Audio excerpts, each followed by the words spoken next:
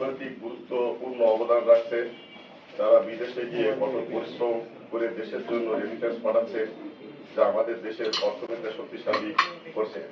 তবে আন্তর্জাতিক অনেক সমস্যার সম্মুখীন হতে হয়, তাদের অধিকার ও মর্যাদা নিশ্চিত করে আমাদের দায়িত্ব।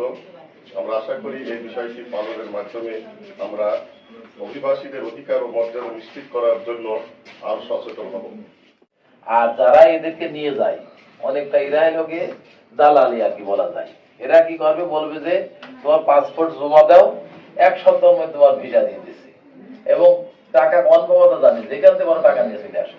এইভাবে কিন্তু তাদের উপর প্রেশার করার পর তারা কিন্তু অনেক কষ্ট করে এই টাকা জোগাড় করে। টাকা দেওয়ার পর বলে আজ আসতে কাল আসতে 6 মাস 6 বছর এমন ভাবে মানুষকে ঘোরায় এরা। কর্মসংস্থানের ভিসা, মেডিকেল সার্টিফিকেট, কোন দেশে কোন কাজে যাবেন সে সম্পর্কে নিজের দক্ষতা যাচাই করুন।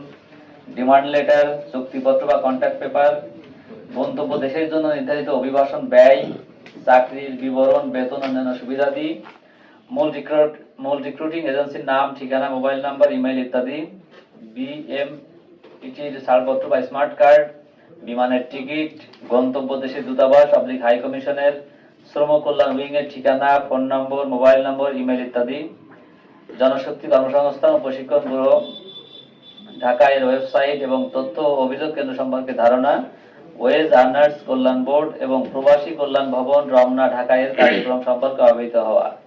এই যে বিষয়গুলো বলা আছে, যিনি বিদেশ যান তিনি যাওয়ার আগে এই বিষয়গুলো যদি একটু অবগত হইতে পারেন যে আমি এগুলো ঠিকঠাক আছে মিলাই নেই, তাহলে কিন্তু আমাদের যে দালাল যেটা বলছি মানব পাচারকারী আমরা যাদেরকে বলছি তাদের দৌরাত্ম কিন্তু তখন অনেকটা কমানো সম্ভব, কমে যাবে।